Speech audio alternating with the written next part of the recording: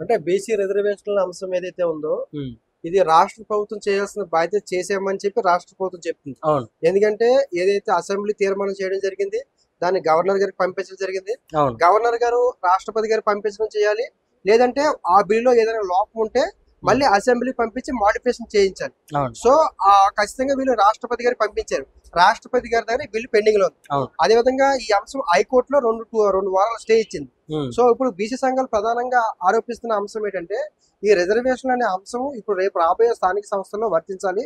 లేదంటే మాకు ఇబ్బందికరం. ఎందుకంటే ఇప్పటి వరకు ఈ 78 స్వతంత్ర భారతదేశంలో బీసీలు ముఖ్యమంత్రి అవ్వలేదు. అవును అదేవిధంగా బీసీలకి ఓడిపోయే స్థానాలు, రాజకీయ పార్టీలు బీసీలకు ఓడిపోయే స్థానాలు ఎక్కడైతే ఓడిపోతారని చెప్పి సెలెక్ట్ చేసి ఆ స్థానాలు బీసీలకు ఇచ్చి ఉమ్, వాళ్ళు ఓడిపోయిన తర్వాత ఇక బీసీలకు ఇచ్చేవి ఓడిపోయారు అని చెప్పి ఏదైతే అంశం ఉందో ఈ బీసీలో అనేక రాజకీయ పార్టీలు మోసం చేశారు. అవును సో ఈ అనేక అంశాల వల్ల బీసీ సంఘాలు కావచ్చు, బీసీలో ఉన్న యువత కావచ్చు, బాగా రాజకీయపరమైన చైతన్యం గత 10 ఏళ్ళుగా చాలా ఎక్కువ జరిగింది. ఉమ్, సో ఎప్పుడైతే ఈ రకంగా జరిగిందో వీళ్ళందరూ కూడా ఈ రోజు బీసీ బంద్లో చాలా కీలకంగా పాల్గొన్నారు. అవును. ఇప్పుడే నేను మార్నింగ్ కూడా ఆ కార్యక్రమంలో రావడం జరిగింది.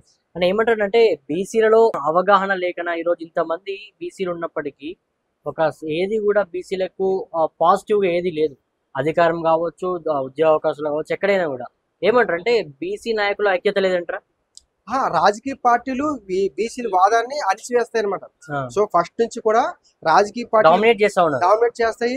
ఇప్పుడు రిజర్వేషన్ల అంశం మేము వెళ్ళి బీసీ సంఘాలు సుప్రీంకోర్టులో కేసు వేస్తే కూడా అవి రావు, కోర్టులో చెలవు, కోర్టులో వర్కౌట్ ఈసారి జరిగిన ఎందుకు ఇంత గ్రిప్ ఉందంటే కులగణన అనే ఒక సర్వే చేసి అవును. ఆ బేసి మీద ఈరోజు ప్రభుత్వం బీసీ రిజర్వేషన్ ఇచ్చింది. అవును. సో తమిళనాడులో 69% రిజర్వేషన్ ఆర్టికల్ 9-10 లో పెట్టారు. ఉమ్, సో షెడ్యూల్ 10 లో ఎప్పుడైతే పెట్టారో అది స్టాండర్డ్ అయింది. ఎవరు జయలలిత గారు పెట్టారు. ఓకే. సో అదే మాదిరిగా కూడా దీని ఆర్టికల్ షెడ్యూల్ 10 లో పెట్టాలి అనే కాన్సెప్ట్ ఉంది. రాష్ట్రపతి గారు ఆమోదం తెలిపితే బీసీ రిజర్వేషన్ డోకా లేదు. రాష్ట్రపతి గారు ఇంకా దాన్ని ఆమోదం తెలపలేదు.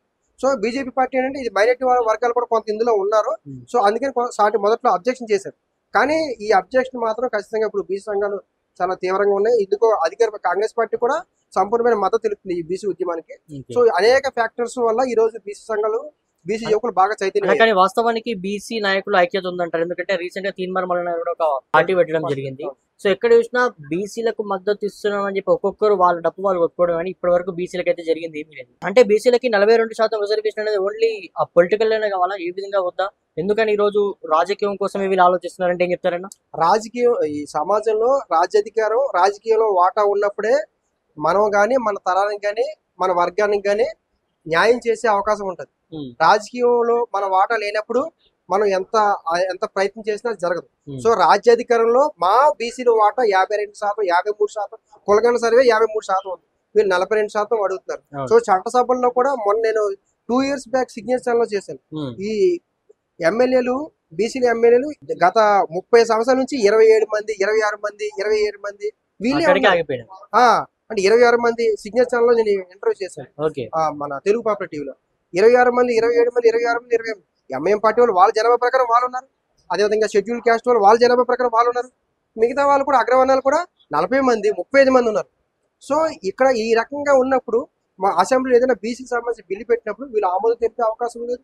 సో చట్టసభల్లో బీసీలు అనేవాళ్ళు 50% ఉండగలిగితే వాళ్ళ వాటా వాళ్ళు ఇవ్వగలిగితే వాళ్ళ యొక్క వర్గానికి కూడా న్యాయం చేసుకునే అవకాశం ఉంటది. కాబట్టి ఇది ఒక పెద్ద ఉద్యమం ఇది. అవును. కానీ వాస్తవానికి దీని వల్లే ఈ రోజు స్థానిక ఎన్నికలు కూడా నిలిపివేయడం జరిగింది. అవును. సో ఏమవుతుంది ఫైనల్ గా ఎటువంటి ప్రభావం ఉండబోతా ఉంది, ఎక్కడికి వస్తా ఉంది కొలికంటే ఏం చెప్తారు? ఇప్పుడు బీఆర్ఎస్, కాంగ్రెస్ ఈ బీసీ ఉద్యమం మీద వారు జరిగింది. అవును. సోషల్ మీడియాలో జరిగింది, బయట జరిగింది. ఇప్పుడు ఈ రెండు వారు జరిగి ఇప్పుడు బీజేపీ మీద పడ్డాయి. అదే అంటున్నారు ఈ రోజు ఇది ఇట్లా అయిందంటే దానికి కారణం బీజేపీ అనేది వాళ్ళు ఒకటి ముద్రేస్తా ఉన్నారు. వేస్తున్నారు. నిజంగా అటువంటి పరిస్థితి ఉందంటారా? నిజంగా ఏంటంటే కొంతమంది బీజేపీలో ఉన్న నాయకులు సపోర్ట్ చేయకపోవడం వల్ల ఇలాంటి సమస్య వస్తుంది. ఎందుకంటే అసెంబ్లీ తీర్మానం అనేది రాష్ట్ర ప్రభుత్వం ప్రధాన బాధ్యత. మీకు తెలుసు కదా, ఉమ్, అసెంబ్లీ తీర్మానం చేశారు. అవును. అది రాష్ట్రపతికి ఆమోదం తెలిపించే బాధ్యత వాళ్ళదే. సో ఏదైతే ఈ రాష్ట్ర ప్రభుత్వం చేతిలో ఉందో అవన్నీ చేసాము, మిగతా అంతా కేంద్రం చేతిలో ఉంది. మొన్న కేటీఆర్ గారు అన్నారు అఖిలపక్షం ఢిల్లీకి తీసుకెళ్లాలని చెప్పి, బీసీ సంఘాలు కూడా అఖిలపక్షం ఢిల్లీ తీసుకెళ్లాలని చెప్పి. సో ఈ యొక్క అంశాన్ని ఒక కొలికి తీసుకొచ్చి దీన్ని జడ్జెస్ చేయాలి. ఎప్పటికైనా బీసీ రిజర్వేషన్ అనేవి ఖచ్చితంగా ఇవ్వాల్సిందే, ఇస్తారు. దానికి బేస్ ఉంది. గతంలో అక్కడ ఆ కోర్టు కొట్టేసింది, ఇక్కడ ఈ కొట్టేసింది అంటే ఈసారి బీసీ రిజర్వేషన్ అనేవి కులగణన అనే ఒక అంశం ఉంది, కులగణన సర్వే ఉంది. సో ఆ సర్వే బేస్ మీద ఖచ్చితంగా ఇవ్వాల్సిందే, ఇస్తారు, ఇచ్చే అవకాశం కూడా ఎక్కువ ఉంటాయి. అంటే బీసీ రిజర్వేషన్ల అంశం ఏదైతే ఉందో ఇది రాష్ట్ర ప్రభుత్వం చేయాల్సిన బాధ్యత చేసామని చెప్పి రాష్ట్ర ప్రభుత్వం చెప్తుంది. అవును. ఎందుకంటే ఏదైతే అసెంబ్లీ తీర్మానం చేయడం జరిగింది, దాన్ని గవర్నర్ గారికి పంపించడం జరిగింది. అవును. గవర్నర్ గారు రాష్ట్రపతి గారు పంపించడం చేయాలి, లేదంటే ఆ బిల్లులో ఏదైనా లోపం ఉంటే మళ్ళీ అసెంబ్లీ పంపించి మోడిఫికేషన్ చేయించాలి. అవును. సో ఖచ్చితంగా వీళ్ళు రాష్ట్రపతి గారికి పంపించారు. రాష్ట్రపతి గారి దగ్గర ఈ బిల్లు పెండింగ్ లో ఉంది. అవును. అదేవిధంగా ఈ అంశం హైకోర్టులో రెండు వారాల స్టే ఇచ్చింది. సో ఇప్పుడు బీసీ సంఘాలు ప్రధానంగా ఆరోపిస్తున్న అంశం ఏంటంటే ఈ రిజర్వేషన్ అనే అంశం ఇప్పుడు రేపు రాబోయే స్థానిక సంస్థల్లో వర్తించాలి, లేదంటే మాకు ఇబ్బందికరం. ఎందుకంటే ఇప్పటి వరకు ఈ 78 స్వతంత్ర భారతదేశంలో బీసీలు ముఖ్యమంత్రి అవ్వలేదు. అవును. అదేవిధంగా బీసీలకి ఓడిపోయే స్థానాలు, రాజకీయ పార్టీలు బీసీలకు ఓడిపోయే స్థానాలు ఎక్కడైతే ఓడిపోతారని చెప్పి సెలెక్ట్ చేసి ఆ స్థానాలు బీసీలకు ఇచ్చి వాళ్ళు ఓడిపోయిన తర్వాత ఇక బీసీలకు ఇచ్చేవి ఓడిపోయారు అని చెప్పి ఏదైతే అంశం ఉందో ఈ బీసీలో అనేక రాజకీయ పార్టీలు మోసం చేశారు. సో ఈ అనేక అంశాల వల్ల బీసీ సంఘాలు కావచ్చు, బీసీలో ఉన్న యువత కావచ్చు, బాగా రాజకీయపరమైన చైతన్యం గత 10 ఏళ్ళుగా చాలా ఎక్కువ జరిగింది. సో ఎప్పుడైతే ఈ రకంగా జరిగిందో వీళ్ళందరూ కూడా ఈ రోజు బీసీ బంద్ లో చాలా కీలకంగా పాల్గొన్నారు. ఇప్పుడే నేను మార్నింగ్ కూడా ఆ కార్యక్రమంలో రావడం జరిగింది. అని ఏమంటారంటే బీసీలలో అవగాహన లేకనా ఈ రోజు ఇంతమంది బీసీలు ఉన్నప్పటికీ ఏది కూడా బీసీలకు పాజిటివ్ గా ఏది లేదు. అధికారం కావచ్చు, ఉద్యోగ అవకాశాలు కావచ్చు, ఎక్కడైనా కూడా ఏమంటారంటే బీసీ నాయకుల ఐక్యత లేదంటారా? రాజకీయ పార్టీలు బీసీల వాదాన్ని అణిచివేస్తాయి అనమాట. సో ఫస్ట్ నుంచి కూడా రాజకీయ పార్టీ డామినేట్ చేస్తాయి. ఇప్పుడు రిజర్వేషన్ల అంశం మేము వెళ్ళి బీసీ సంఘాలు సుప్రీంకోర్టులో కేసు వేస్తే కూడా అవి రావు, కోర్టులో చెలవు, కోర్టులో వర్కౌట్.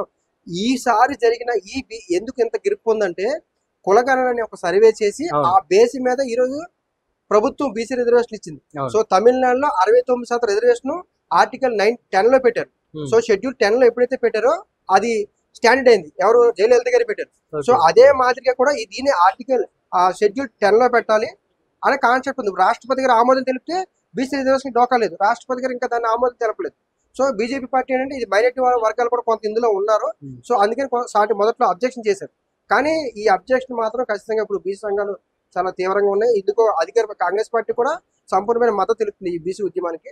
సో అనేక ఫ్యాక్టర్స్ వల్ల ఈ రోజు బీసీ సంఘాలు, బీసీ యువకులు బాగా చైతన్యం. కానీ వాస్తవానికి బీసీ నాయకులు ఐక్యత ఉందంటారు. ఎందుకంటే రీసెంట్ గా తీన్మార్ మల్లన్న కూడా ఒక పార్టీ పెట్టడం జరిగింది.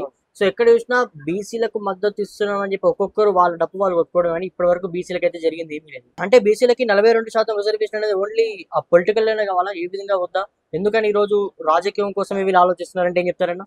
రాజకీయం, ఈ సమాజంలో రాజ్యాధికారం, రాజకీయంలో వాటా ఉన్నప్పుడే మనం గాని, మన తరానికి గాని, మన వర్గానికి గాని న్యాయం చేసే అవకాశం ఉంటది. రాజకీయంలో మన వాటా లేనప్పుడు మనం ఎంత ప్రయత్నం చేసినా జరగదు. సో రాజ్యాధికారంలో మా బీసీల వాటా 52%, 53%, కులగణ సర్వే 53% ఉంది. వీళ్ళు 42% అడుగుతున్నారు. సో చట్టసభల్లో కూడా మొన్న నేను 2 years బ్యాక్ సిగ్నేచర్ లో చేశాను. ఈ ఎమ్మెల్యేలు, బీసీల ఎమ్మెల్యేలు గత 30 సంవత్సరాల నుంచి 27 మంది, 26 మంది, 27 మంది వీళ్ళే అంటే 26 మంది సిగ్నేచర్ లో నేను ఇంటర్వ్యూ చేశాను మన తెలుగు పాపులర్ టీవీలో.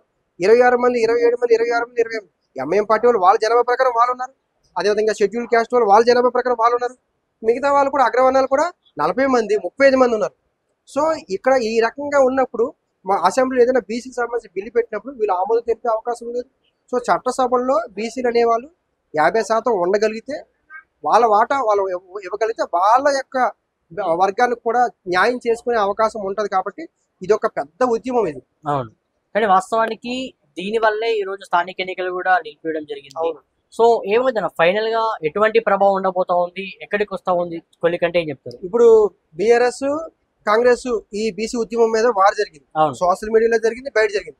ఇప్పుడు ఈ 2 వారు జరిగి ఇప్పుడు బీజేపీ మీద పడ్డాయి. అదే అంటున్నారు ఈ రోజు ఇది ఇట్లా అయ్యిందంటే దానికి కారణం బీజేపీ అనేది వాళ్ళు ఒకటి ముద్రేస్తా ఉన్నారు. నిజంగా అటువంటి పరిస్థితి ఉందంటారా? నిజంగా ఏంటంటే కొంతమంది బీజేపీలో ఉన్న నాయకులు సపోర్ట్ చేయకపోవడం వల్ల ఇలాంటి సమస్య వస్తుంది. ఎందుకంటే అసెంబ్లీ తీర్మానం అనేది రాష్ట్ర ప్రభుత్వం ప్రధాన బాధ్యత. మీకు తెలుసు కదా, అసెంబ్లీ తీర్మానం చేశారు, అది రాష్ట్రపతికి ఆమోదం తెలిపించే బాధ్యత వాళ్ళదే. సో ఏదైతే ఈ రాష్ట్ర ప్రభుత్వం చేతిలో ఉందో అవన్నీ చేసాము, మిగతా అంతా కేంద్రం చేతిలో ఉంది. మొన్న కేటీఆర్ గారు అన్నారు అఖిలపక్షం ఢిల్లీకి తీసుకెళ్లాలని చెప్పి, బీసీ సంఘాలు కూడా అఖిలపక్షం ఢిల్లీ తీసుకెళ్లాలని చెప్పి. సో ఈ యొక్క అంశాన్ని ఒక కొలికి తీసుకొచ్చి దీన్ని జడ్జిస్ చేయాలి. ఎప్పటికైనా బీసీ రిజర్వేషన్ అనేవి ఖచ్చితంగా ఇవ్వాల్సిందే, ఇస్తారు. దానికి బేస్ ఉంది. గతంలో అక్కడ ఆ కోర్టు కొట్టేసింది, ఇక్కడ ఈ కొట్టేసింది అంటే ఈసారి బీసీ రిజర్వేషన్ అనేవి కులగణన అనే ఒక అంశం ఉంది, కులగణన సర్వే ఉంది. సో ఆ సర్వే బేస్ మీద ఖచ్చితంగా ఇవ్వాల్సిందే, ఇస్తారు, ఇచ్చే అవకాశం కూడా ఎక్కువ ఉంటాయి.